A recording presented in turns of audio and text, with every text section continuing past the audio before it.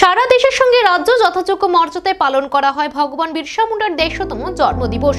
এদিন 7 রামনগর মন্ডল জনজাতি মোর্চার পক্ষ থেকে উদযাপন করা হয় এই দিনটি।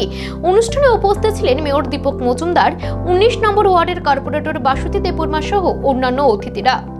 জন্মবার্ষিকী আমরা উদযাপন করছি। এই বছরটা আমাদের কাছে ভারতবর্ষের কাছে একটা বিশেষ গুরুত্বপূর্ণ বছর। বন্দে মাতরম 150তম বর্ষ পূর্তি হয়েছে। যে বন্দে মাতরম মন্ত্রে আমরা আমাদের যারা স্বাধীনতা যুদ্ধে উজ্জীবিত হয়েছিল, অনুপ্রাণিত হয়েছিল, সেই বন্দে মাতরমের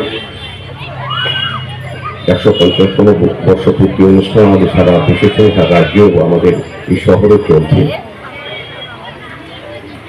আমাদের দেশে যে লৌহমানব